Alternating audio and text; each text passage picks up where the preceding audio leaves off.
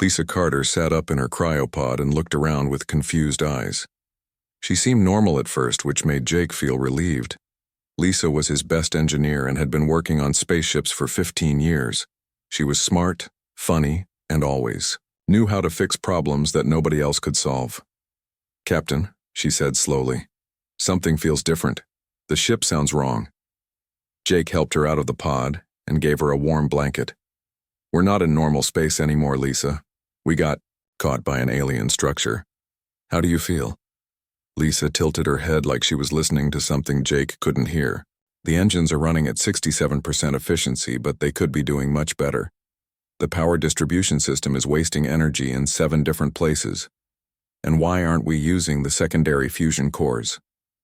Jake frowned. The New Horizon only had 1 fusion core, and Lisa knew that better than anyone since she had helped design the ship. "Lisa, what secondary cores? We only have the main reactor." She looked at him strangely, then walked over to a wall panel and started pulling off the cover. "No, Captain, look here. Behind this panel there should be connections for auxiliary power systems.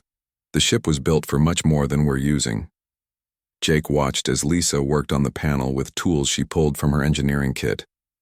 But she was working differently than before. Her movements were precise and quick, like she had done this exact job 1,000 times.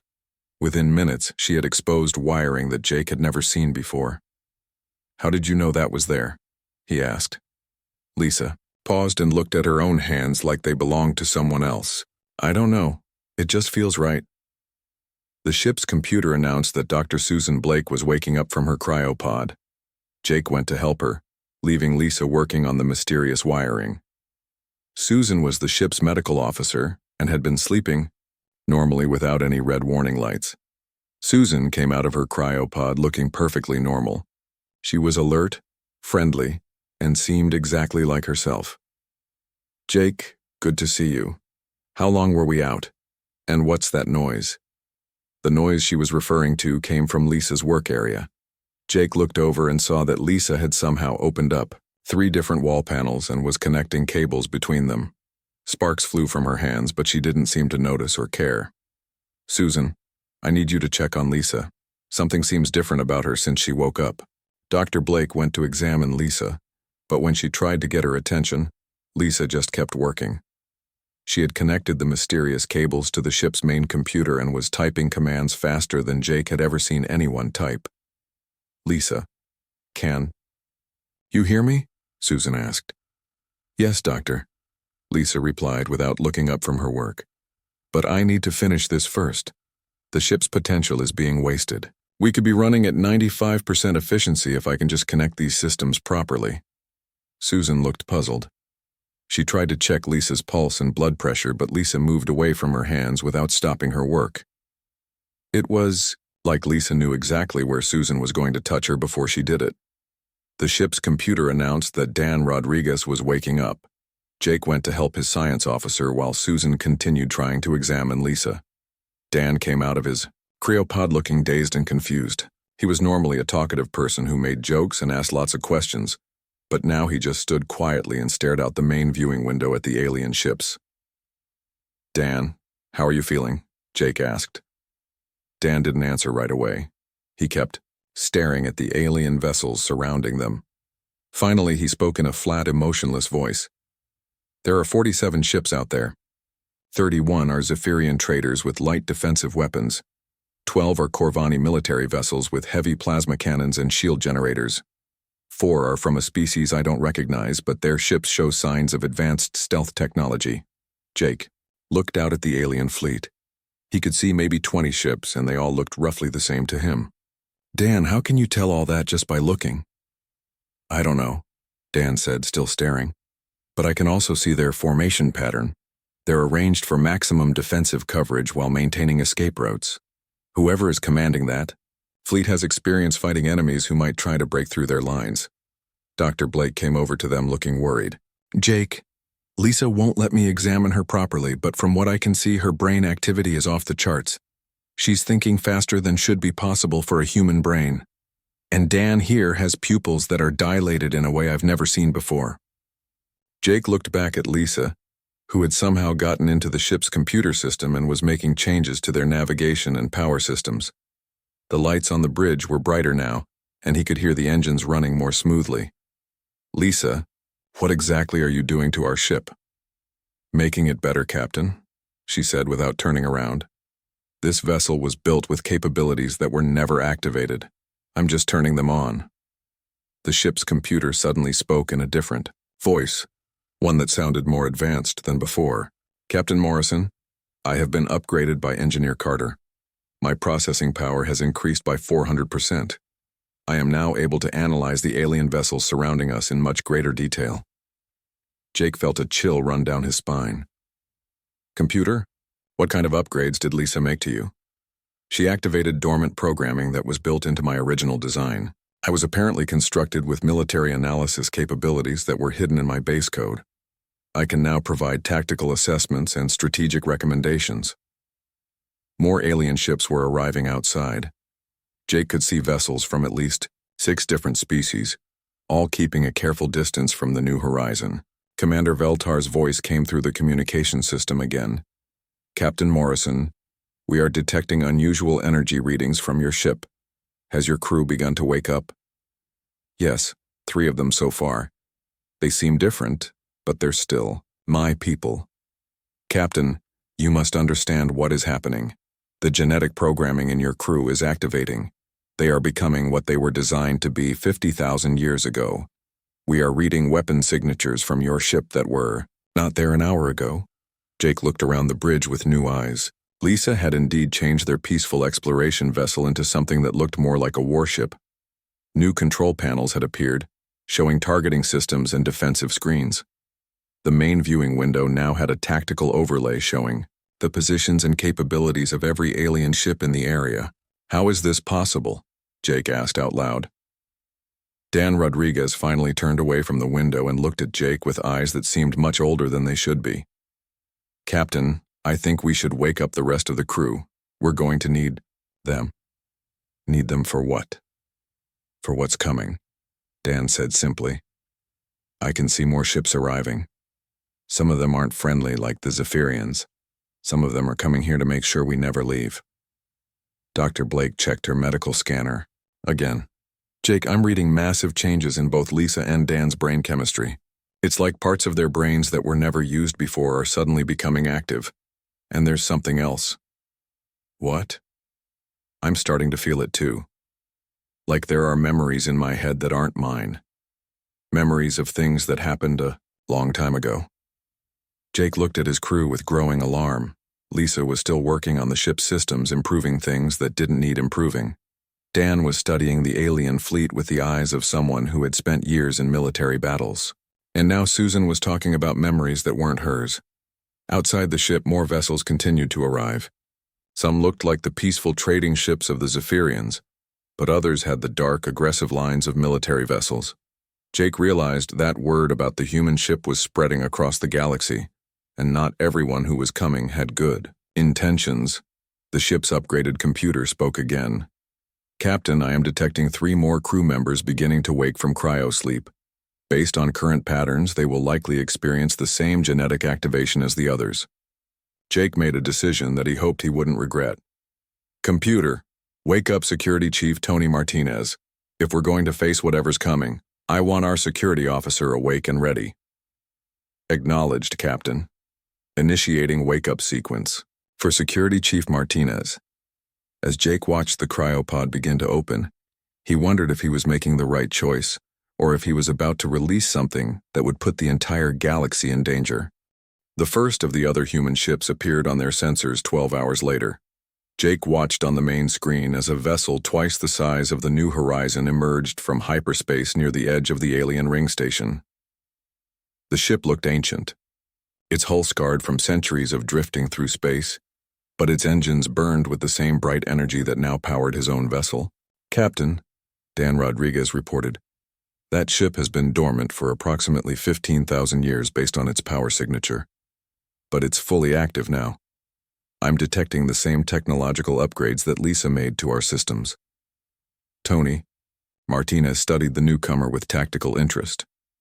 Sir, that vessel shows significant military modifications.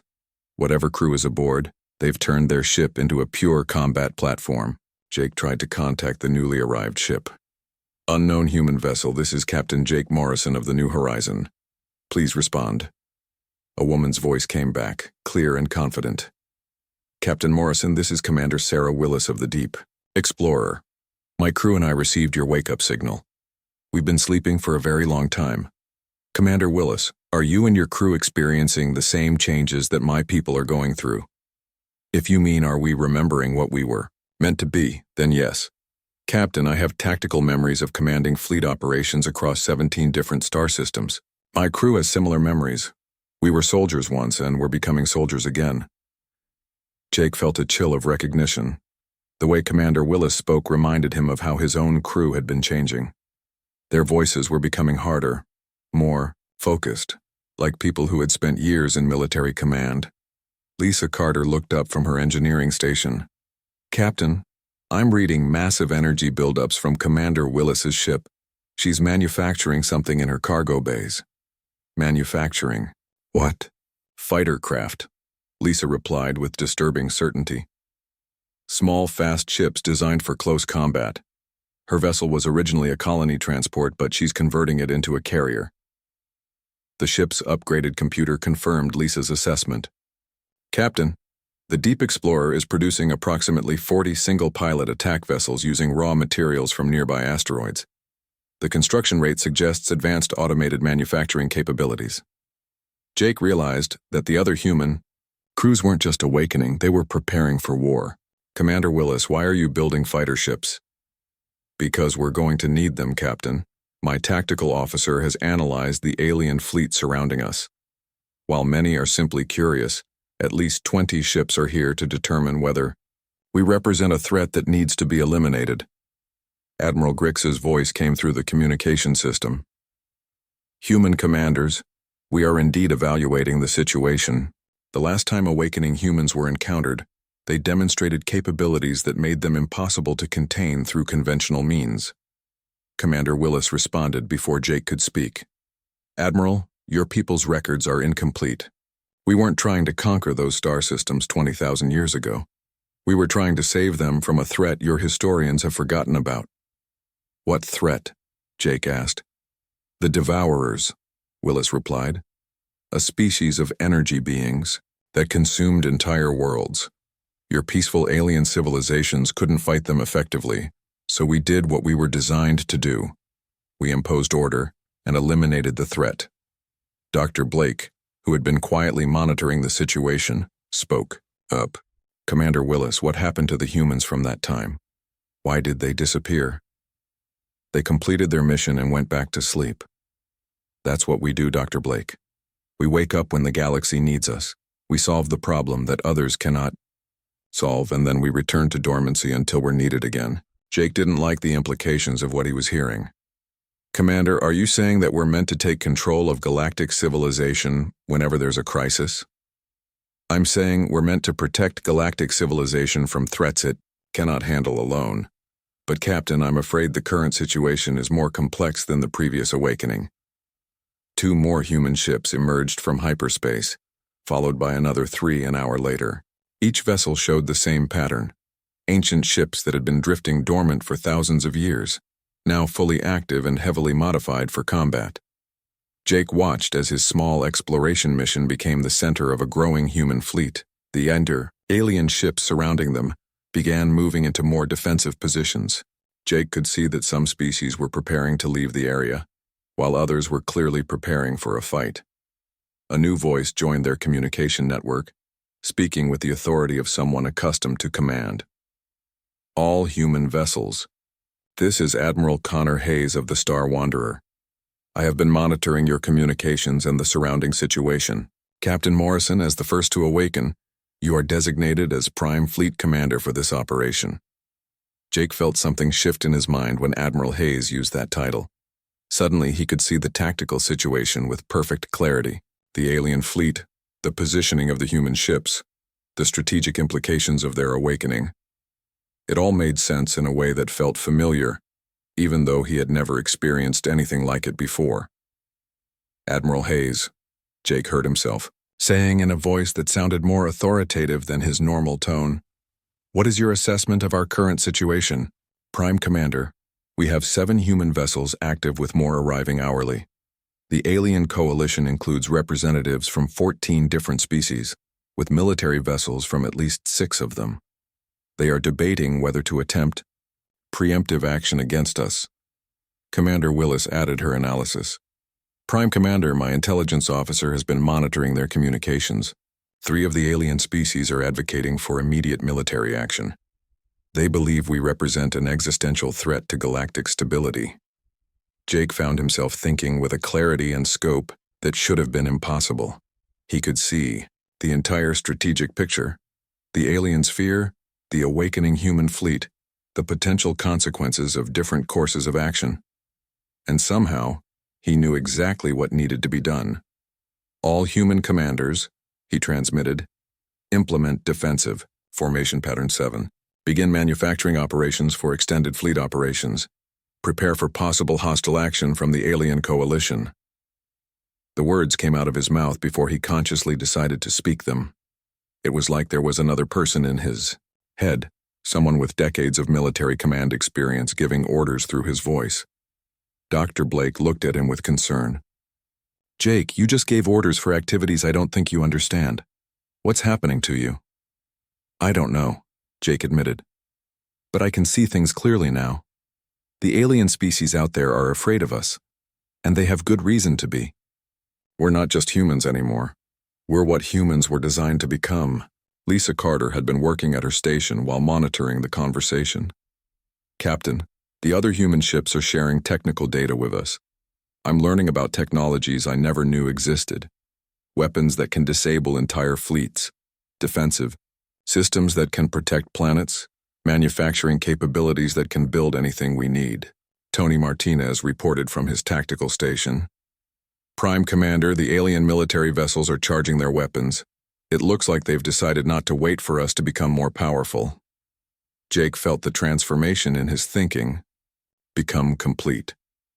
The peaceful explorer who had started this mission was still there, but now he was guided by something much older and more experienced.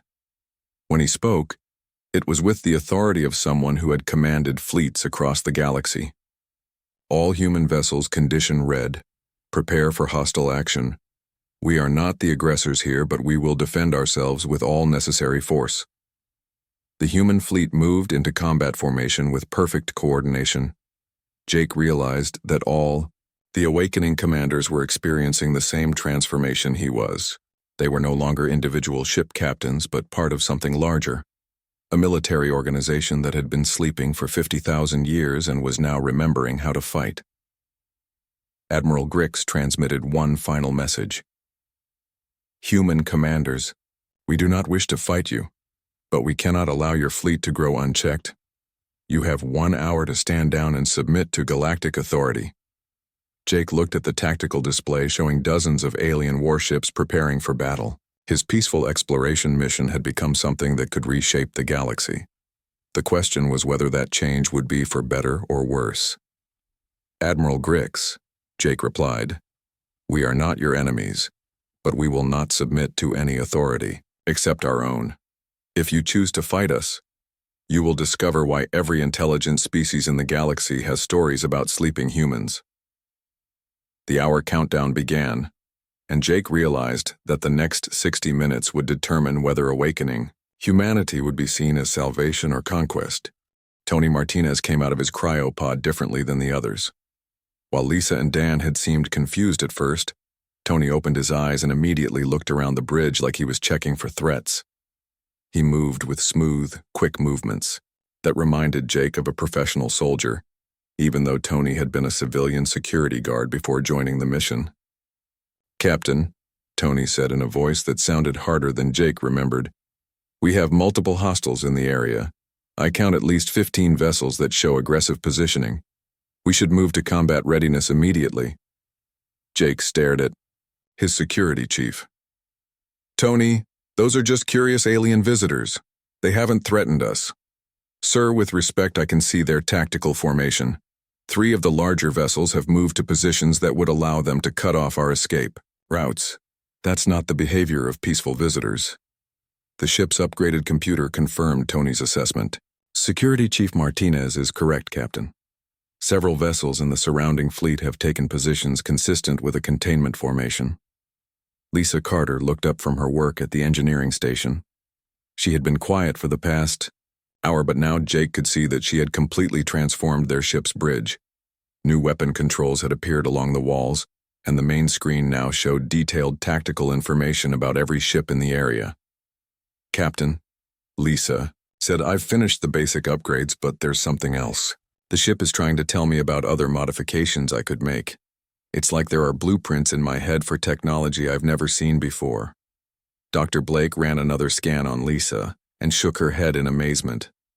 Jake, her brain is using areas that are normally completely inactive in humans. It's like she's accessing information that was stored in parts of her mind she never knew existed. Dan Rodriguez was still studying the alien fleet through the main viewer. Captain, I'm seeing something troubling.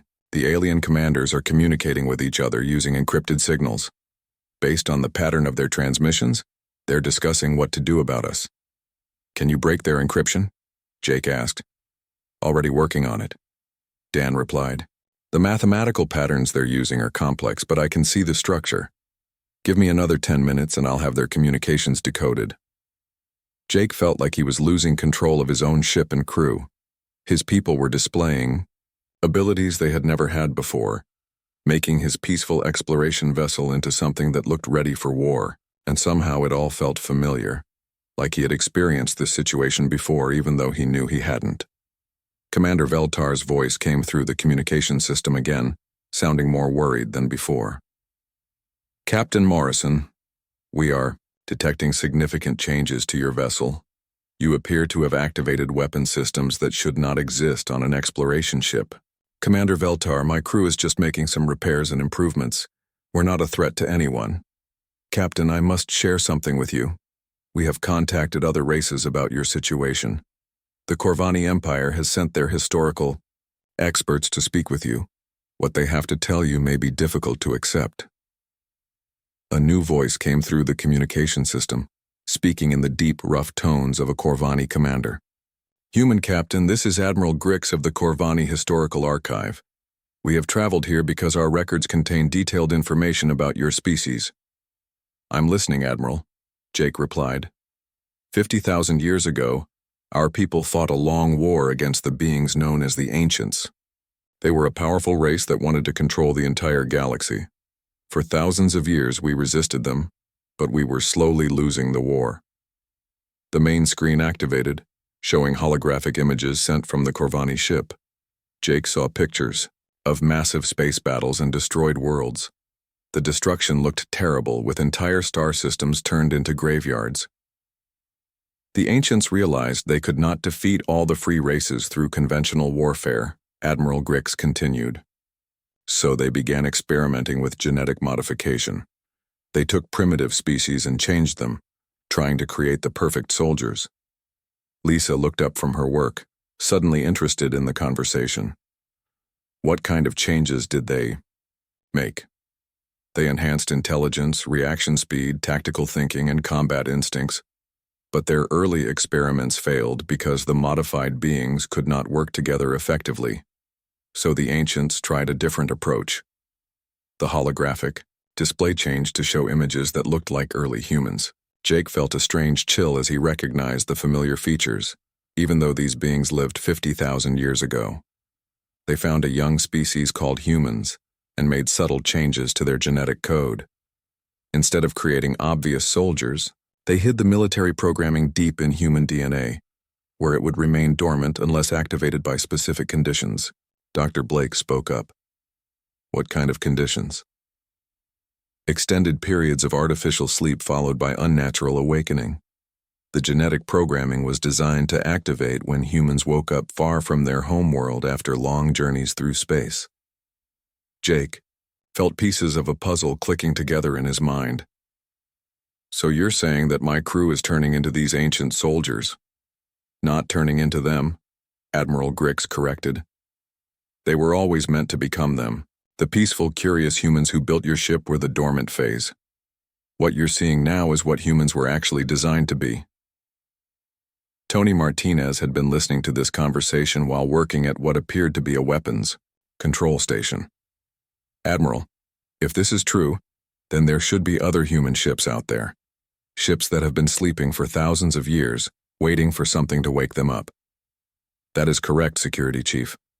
Our long-range sensors have detected at least 30 vessels responding to signals that your ship began transmitting an hour ago. Jake spun around to face Tony. What signals? I didn't authorize any transmissions. Sir, the signals are being sent automatically by our upgraded computer system. They appear to be wake-up calls designed to activate other sleeping human vessels. The ship's computer confirmed this information in its new, more advanced voice. Captain, I have been transmitting activation codes to dormant human ships within a 100 light-year radius. This is part of my upgraded programming. When one human vessel awakens, it alerts others to begin the same process. Dr. Blake looked frightened. Jake, if there are 30 other ships out there, and they each have crews like ours, then we could be looking at over 300 awakening humans, Dan finished. And based on what Admiral Grix is telling us, each one will have the same military programming that we're experiencing. The alien fleet outside was growing larger. Jake could see ships from at least a dozen different species, all keeping a safe distance from the new horizon. Some looked like peaceful traders and explorers, but others were clearly military vessels. Admiral, Grix spoke again. Captain Morrison, you must understand the situation from our perspective. The last time awakening humans were encountered, they conquered 3 star systems in a matter of weeks. They didn't do it out of cruelty, but because their genetic programming compelled them to establish control and impose order. What happened to those humans? Jake asked. They vanished. Our records show that after conquering the 3 systems, they put themselves back into deep sleep and disappeared into uncharted space. We never learned why they stopped or where they went. Lisa had finished her work and was now standing next to Jake. Captain, the ship is ready for whatever comes next. I've upgraded our engines, weapons, shields, and communication systems. We're no longer just an exploration vessel. Jake looked around his bridge and barely recognized it. In the space of a few hours, his peaceful ship had become something that looked like it was built for war. His crew was displaying abilities that seemed impossible, and apparently 30 more ships full of people like them were waking up across the galaxy. Admiral Grix, what do your people think we should do? There was a long pause before the Corvani. Commander replied, Captain, that is not for us to decide. You are the commander of the first human vessel to awaken in 20,000 years. What you choose to do will determine the fate of galactic civilization. Jake felt the weight of that responsibility settling on his shoulders. Outside, more alien ships continued to arrive, some to observe and others possibly to fight. His crew was becoming something powerful and dangerous, and he was the only one who seemed to remember what they used to be like. The question that haunted him was simple. Were his people becoming humanity's true nature? Or were they losing their humanity entirely? And if other human ships were awakening with crews just like his, what would happen when they all came together? Dan Rodriguez looked up from his workstation. Captain, I've decoded the alien communications. Some of the fleets out there are discussing whether they should try to destroy us before we become too powerful to stop. Jake realized that the peaceful exploration phase of his mission was over. Now he had to decide whether his awakening crew would be humanity's greatest achievement or the galaxy's worst nightmare. The human fleet had grown to 23 vessels by the time the alien ultimatum expired. Each ship showed the same pattern of awakening, ancient vessels transforming into sophisticated war machines crewed by humans whose genetic programming had fully activated. Jake found himself commanding a fleet that possessed technology beyond anything the galaxy had seen in millennia. Dr. Blake had made a discovery that changed everything. While monitoring the brain activity of the awakening crew members, she found something hidden deep in their genetic code. Not just the warrior programming, but a shutdown sequence that could reverse the entire process. Jake, she said quietly, using his first name instead of his rank, I need to show you something privately. They moved to a corner of the bridge where the others couldn't hear them. Susan pulled out her medical scanner and showed him the results of her genetic analysis. The ancients built a failsafe into human DNA. The warrior programming can be turned off, but only under very specific conditions. Jake studied the data, though part of his transformed mind already understood what she was showing him. What conditions? Requires a conscious choice by a human commander to sacrifice the power for the sake of peace. But Jake, if you activate this failsafe, it will put every awakening human back into deep sleep for another 50,000 years. Our entire species would essentially disappear from galactic civilization. Jake felt the weight of that knowledge settling on him. He could save the galaxy from human conquest, but only by condemning humanity to millennia of unconscious drifting through space. Commander Willis's voice came through the communication system. Prime Commander, the alien fleet is moving into attack formation. We have 47 enemy vessels taking aggressive positions. Recommend we strike first to maintain tactical advantage. The transformed part of Jake's mind immediately began calculating optimal attack strategies. He could see exactly how to disable the alien fleet with minimal casualties, how to capture their ships intact, how to use their own technology against them. The tactical possibilities were endless and exciting. But the original Jake Morrison, the explorer who had volunteered for a peaceful mission, was horrified by these thoughts. Admiral Hayes transmitted from the Star Wanderer. Prime Commander, our sensors show additional human vessels awakening across a 1,000 light-year radius. If current patterns continue, we could have over 500 ships within the week. Commander Willis added her assessment. Prime Commander, with a fleet that size, we could restore order to the entire galactic arm. The current alien civilizations are inefficient and wasteful. Under human leadership, resources could be managed properly and conflicts eliminated. Jake realized that the other human commanders were already planning beyond simple self-defense. They were talking about conquest, about reshaping galactic civilization according to human standards. And the terrible thing was, part of him agreed with them. Tony Martinez reported from his tactical station. Prime Commander, I'm detecting massive energy buildups from the alien flagship. They're preparing to fire on our position. The moment of decision had arrived. Jake could give the order to defend themselves, which would inevitably escalate into a full-scale battle that the humans would win. Or he could find another way. All human vessels, Jake transmitted, hold position. Do not return fire without my direct order. Prime Commander, Admiral Hayes responded, that order violates basic tactical doctrine. We should strike first to minimize our own casualties. I'm aware of the doctrine, Admiral, but I'm still in command of this fleet. Through alien weapons fired, but their energy beams struck something that shouldn't have been possible. Jake watched in amazement as the shots from dozens of alien warships were absorbed by defensive shields that his ship shouldn't have possessed. Lisa Carter looked up from her engineering station with eyes that were no longer entirely her own. Captain, the ship's defensive systems are more advanced than I originally realized. We could withstand sustained bombardment from the entire alien fleet for several hours. Jake felt the warrior programming urging him to retaliate, to show the alien species why they should fear awakening humans. But Dr. Blake's discovery offered another choice. Susan, he said quietly, how exactly does the failsafe work?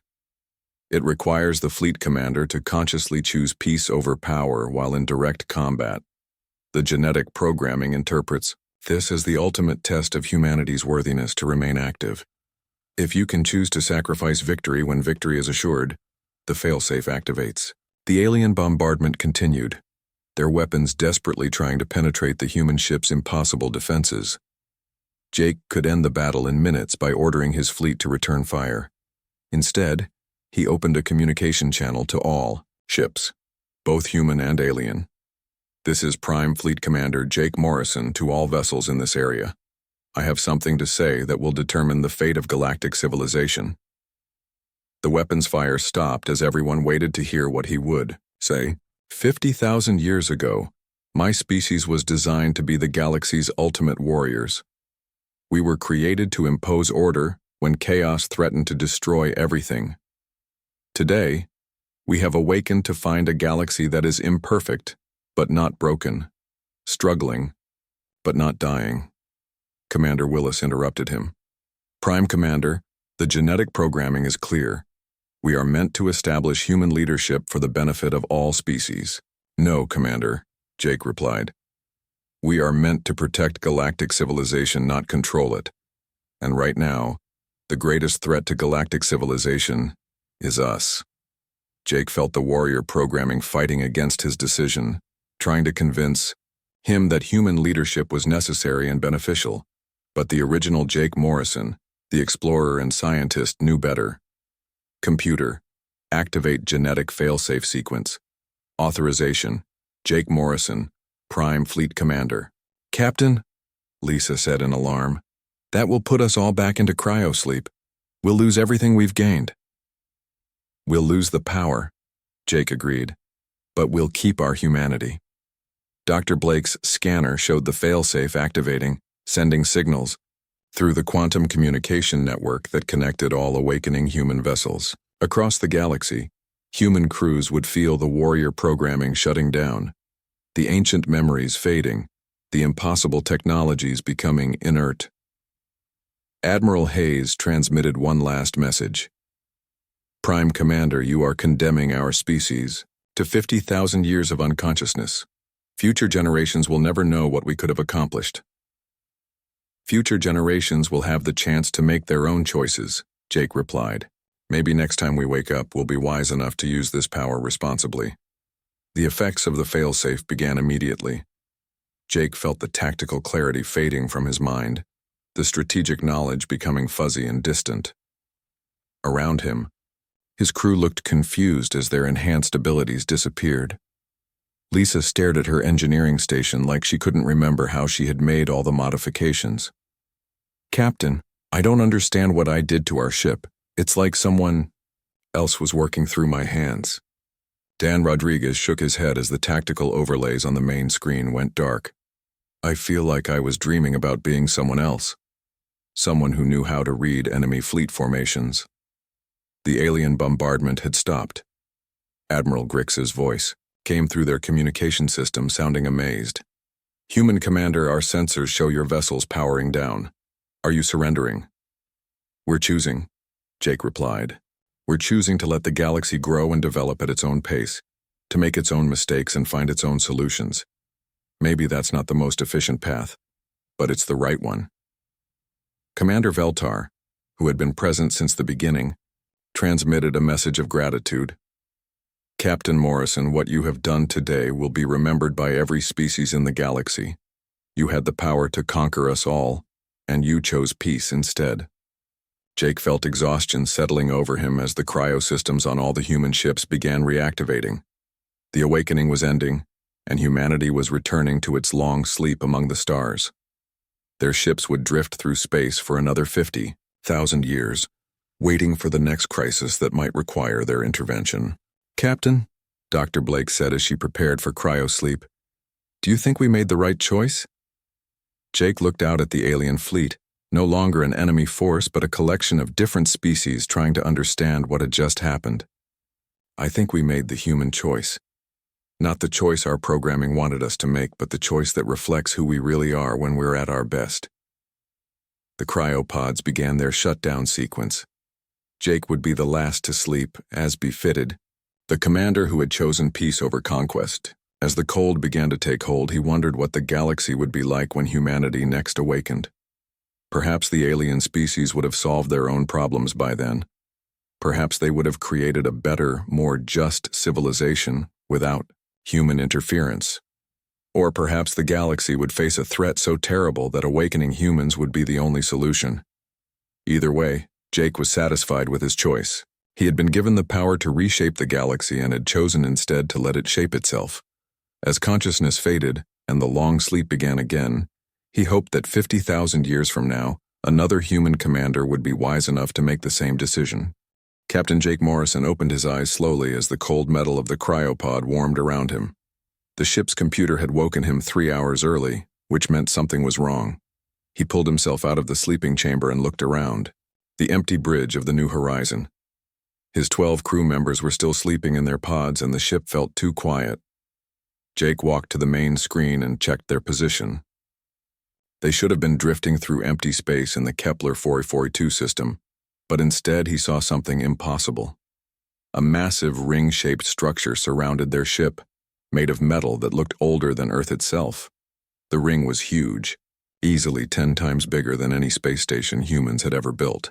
The ship's computer spoke in its calm voice. "Captain Morrison, we have been caught in a gravitational field. Our engines are not responding to commands. Multiple alien vessels are approaching our position." Jake felt his heart beat faster. This was supposed to be an exploration mission, peaceful and quiet. They had been traveling for 8 months in cryosleep, with 16 more months to go. Finding alien life was exciting, but finding alien life when his crew was still sleeping was dangerous. He tried to wake Lisa Carter, his chief engineer, but her cryopod showed red warning lights. The computer said her brain activity was unusual. He tried Dan Rodriguez next, the science officer, but got the same red lights. Something was wrong with the sleeping process. A voice came through the ship's communication system, speaking in a language Jake had never heard. The universal translator kicked in a few seconds later, and the words became clear. "Human vessel, this is Commander Veltar of the Zephyrian Trade Fleet. We mean you no harm. Please respond." Jake sat in his captain's chair and activated the communication system. "This is Captain Jake Morrison of the Earth vessel New Horizon. We seem to be stuck in your station's gravity field. Can you help us get free?" There was a long pause before Veltar responded. "Captain Morrison, we must speak immediately. Your species is known to us from old stories. The ancient records warn us about human ships. You must not wake your sleeping crew members." Jake looked at the cryo chamber display again. 3 more. Crew members were showing the same red warning lights. "I don't understand. Why shouldn't I wake my crew? They need medical attention." "Captain, the old ones who came before us left warnings about your kind. They said humans are dangerous when awakened unnaturally. When you sleep, you are peaceful. When you wake too early or in the wrong way, something else takes control. Something that was put inside you long ago." Jake thought this sounded like alien superstition, but the fear in Veltar's voice was real. Through the main screen, he could see the alien ships surrounding them. They looked advanced but also old, like they had been flying through space for thousands of years. "Commander Veltar, I need to check on my crew. They might be sick or dying. I can't just leave them in the cryopods if something is wrong." "Then you do not know your own history," Veltar said sadly. "Captain, may I come aboard your vessel? I will show you what our people have recorded about humans. Perhaps if you understand the danger, you will be more careful." Jake agreed, and 30 minutes later a shuttle from the alien fleet docked with the New Horizon. Commander Veltar was tall and thin, with blue-green skin and 4 arms. He wore robes that seemed to shimmer in the ship's lights. Behind him walked 2 other aliens who carried what looked like a portable computer. "Captain Morrison, what I am about to show you may be difficult to believe," Veltar said as his people set up their device. "But every spacefaring race in this galaxy has similar records. We all remember the stories our ancestors told us about humans." The alien computer projected a holographic display showing star charts and ancient text. Veltar pointed to different sections as he spoke. 50,000 years ago, there was a race called the Ancients. They ruled most of the galaxy and were very powerful. But they were also cruel and wanted to control everything. The other races fought against them for thousands of years. The display showed images of space battles and destroyed worlds. Jake watched as fleets of ships fought across entire star systems. The Ancients were losing the war, Veltar continued. So they created something new. They took a young species called humans and changed them. They put special instructions inside. Human genes, instructions that would make them perfect soldiers. But the Ancients fell before they could use their new weapons. Jake shook his head. "That's just a story. Humans evolved naturally on Earth. We have fossil records going back millions of years." "Perhaps," Veltar said, "but the sleeping instructions are still there waiting. When humans sleep for long periods and then wake unnaturally, Those old instructions become active. We have seen it happen before. The holographic display changed to show a recording from what looked like a ship's bridge. Jake watched as figures that looked human moved through an alien vessel, but something was wrong with the way they moved. They were too fast, too sure of themselves, and their eyes looked cold and calculating. This recording is 20,000 years old, Veltar explained. A Corvani exploration fleet found a human ship drifting in space. The crew had been sleeping for centuries. When the Corvani tried to help them, the humans woke up changed. Within hours, they had taken control of the entire Corvani fleet. They used those ships to conquer 3 star systems before they disappeared again. Jake stared at the recording. The humans in it looked normal enough, but there was something wrong about their behavior. They moved like soldiers who had been fighting wars their entire lives. "Captain," Veltar said softly, "your crew members are starting to wake up on their own. The red lights on their pods mean the change is beginning. Once it starts, we do not know how to stop it." Jake looked back at the cryochamber display. Now 5 of his crew members showed red lights. Lisa Carter's pod was making soft beeping sounds, which meant she would wake up within the hour. "What do you suggest I do?" Jake asked. "I can't just let them die in their sleep." "We do not know," Veltar admitted. "Our ancestors' advice was simple: never wake a sleeping human, and if you find them waking naturally, stay far away. But you are their captain. Perhaps you can reach the part of them that is still truly human." Jake felt the weight of responsibility settling on his shoulders. His crew trusted him to keep them safe, but he might be about to watch them turn into something dangerous. Outside the ship, he could see more alien vessels arriving. Word was spreading that a human ship had been found. The New Horizons computer announced that Lisa Carter's cryopod was opening. Jake looked at Veltar, who stepped backward toward his shuttle. "Good luck, Captain Morrison," the alien commander said. "For all our sakes, I hope the old stories are wrong."